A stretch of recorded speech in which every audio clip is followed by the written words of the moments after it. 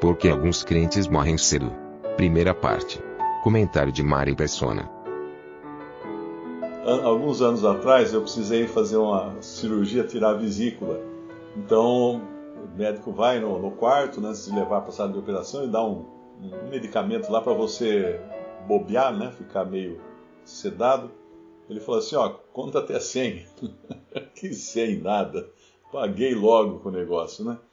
Aí depois, a hora que eu acordei no quarto assim, eu tive uma decepção tão grande, porque se acorda, tipo assim, eu ainda estou aqui, né? O sentimento foi esse. Quer dizer, claro, eu devia dar graças a Deus pela cirurgia ter corrido bem, eu não ter ficado com lesão, com sequelas ou qualquer coisa assim. Tinha 13 pedras na minha vesícula que ele tirou. Mas o sentimento foi esse, ainda estou aqui. E é o sentimento que Paulo fala, né? A gente pode até ler lá em Timóteo. Ele fala, para mim, o viver é Cristo e o morrer é lucro. Eu nem achei o versículo ainda, já estou falando. Mas esse é o sentimento do cristão. O incrédulo, ele se apega à vida com unhas e dentes. Porque esse é o instinto, né, da pessoa. É instintivo, você não quer morrer. Por isso que uma pessoa que está se afogando, ela entra em desespero. Meu pai até falava, se você for ajudar uma pessoa se afogando, não chegue perto dela, porque ela vai agarrar você e vai levar você para o fundo. Espere ela cansar, ou então dê um soco no nariz da pessoa, para você fazer com que ela desmaie. E só depois você agarra ela por trás. Porque o instinto humano de não querer morrer é muito forte. Então ele agarra qualquer coisa que estiver por perto para evitar a morte. Mas o cristão fica dividido entre dois instintos, né? Um que é o instinto natural do ser humano, que é o de sempre viver, né? Sobreviver a todas as dificuldades.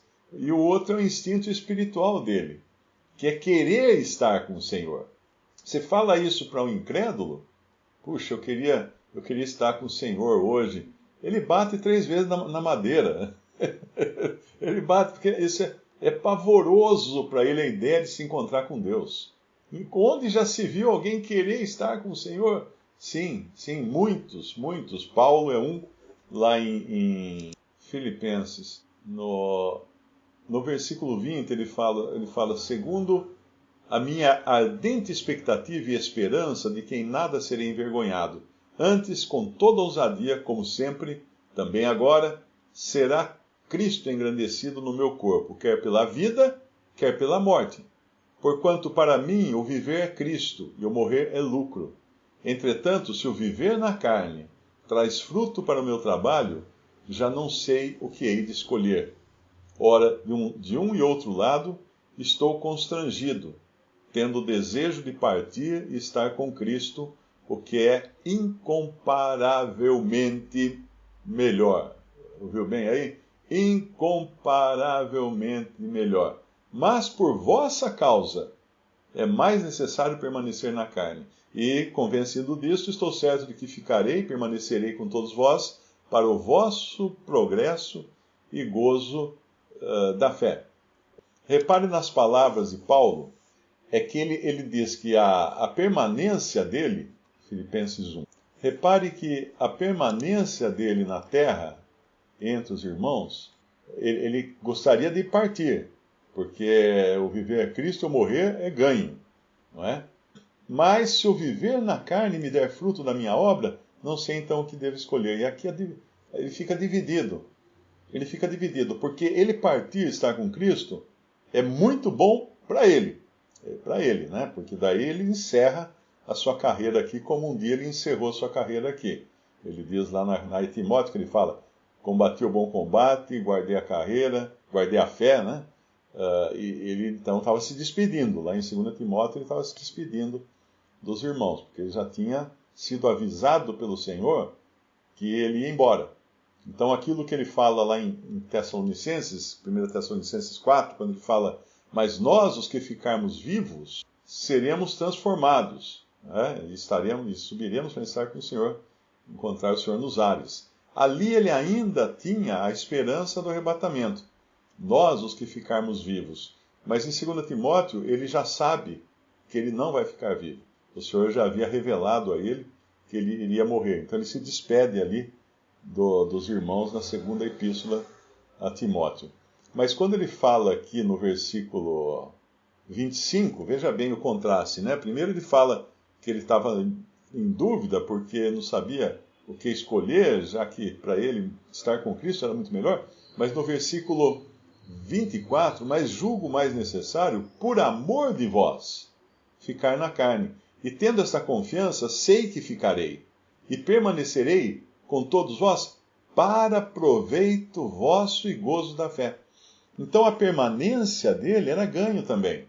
O viver é Cristo, o morrer é ganho. Mas o viver também era ganho para os irmãos, para os outros, aos quais ele ministrava, aos quais ele ajudava. É muito importante a gente entender que o Senhor, quando leva um filho seu, o Pai, né, Deus Pai, quando leva um filho seu, o Senhor deixa ele aqui na terra um tempo e o leva depois. Por quê? Porque um crente morre. Porque um crente termina a sua jornada aqui nesse mundo. Às vezes a gente não entende, né? Porque às vezes vai um que é muito novo. Puxa, mas era tão novo. Aí vai outro que já estava fazendo hora extra aqui no mundo, né? Passou da idade já, de tão maduro, estava quase caindo do galho. Mas a gente não entende o porquê de uma idade novo, todo cheio de vigor, de repente sofre um acidente e morre. E um outro, às vezes, fica numa cama meses ou anos e não morre. Eu me lembro, uma pessoa me disse, contando de um tio dele, que estava muito enfermo, e esse tio dele fez um comentário assim para ele: puxa, como é difícil morrer, não? O homem estava decepcionado porque ele não conseguia morrer. Não conseguia, doente, sofrendo para burro, não conseguia morrer. Por que a gente pode perguntar? Por que o Senhor permite que um parta logo, outro demore, ou às vezes até uma criança novinha que acaba de nascer, ou então está na primeira infância ainda, e Deus tira a vida dela? Por que isso? Bom, nós temos que entender que Deus tem um propósito em tudo, em especial para com os seus, os que lhe pertencem, e para com os que pertencem aos que lhe pertencem, que são os filhos, por exemplo, né? E esse propósito, então, essa partida de um irmão ou de um ente querido que é crente, ela pode acontecer, primeiro, porque ele já não servia para ficar nesse mundo, pelo péssimo testemunho que estava dando, não parava de pecar, não parava de fazer escândalo, colocar o nome de Cristo em situações comprometedoras, e é como que o Senhor falasse assim: tá bom, chega, vem para cá. Vem para cá que você está só atrapalhando aí. Então essa é uma das razões. Isso era chamado na Bíblia de pecado de morte, que era um pecado para a morte do corpo, não para a morte espiritual, hein? Muito importante isso.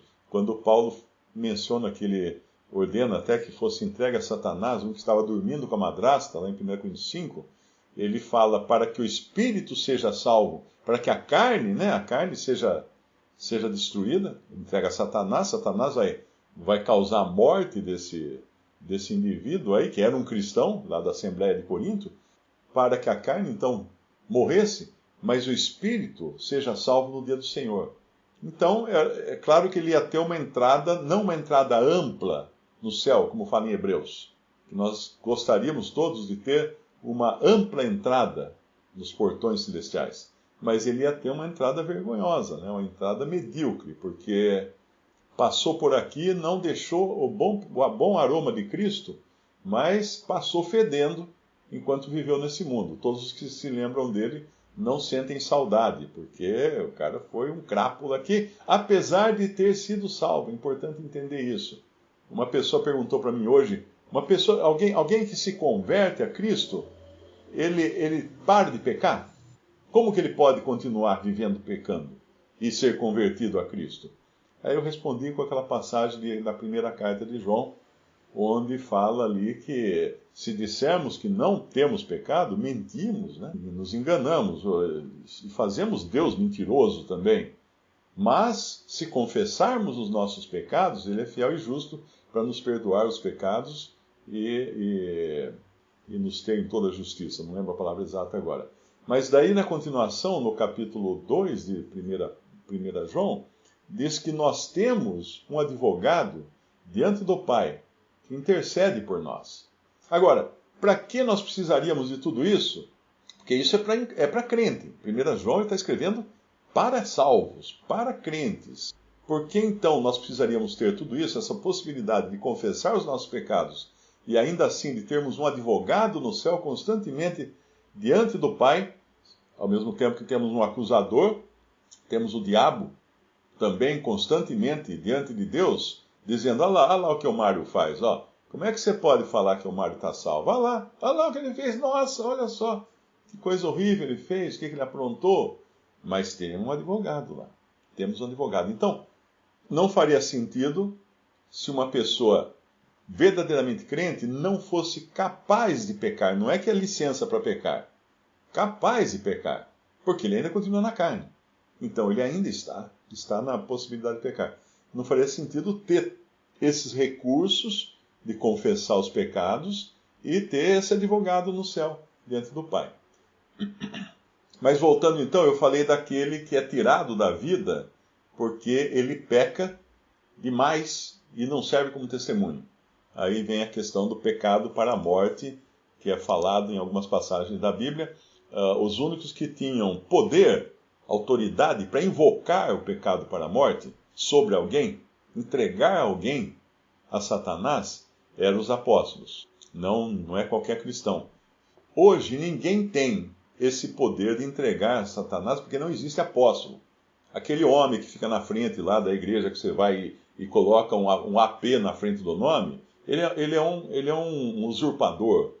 Ele não é uma pessoa sincera, honesta, porque ele está usando um título que só podia ser usado pelas pessoas que conheceram o Senhor Jesus pessoalmente aqui na Terra.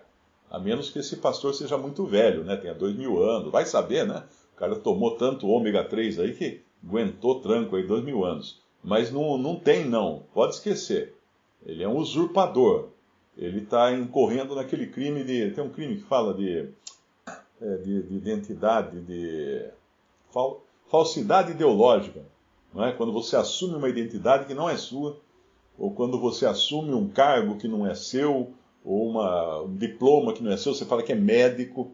Volta e meia prende algum médico aí pelo Brasil, que o cara põe lá, doutor na frente, e compra uma roupa branca na loja da esquina, pendura um estetoscópio no pescoço, entra no hospital muito grande, muito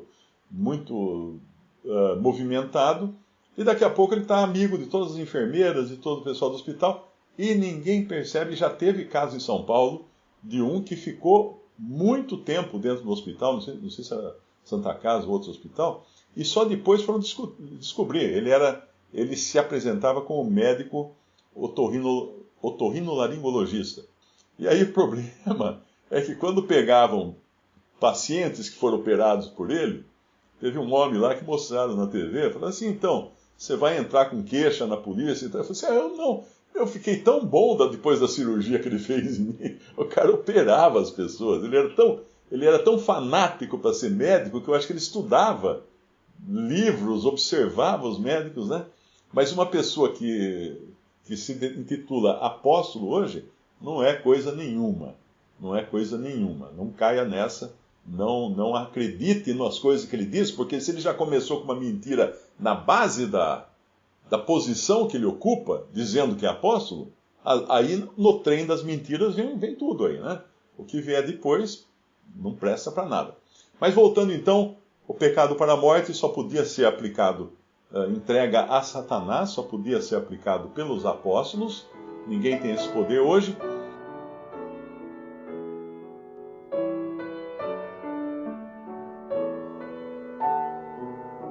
Visite Respondi.com.br. Visite também 3minutos.net.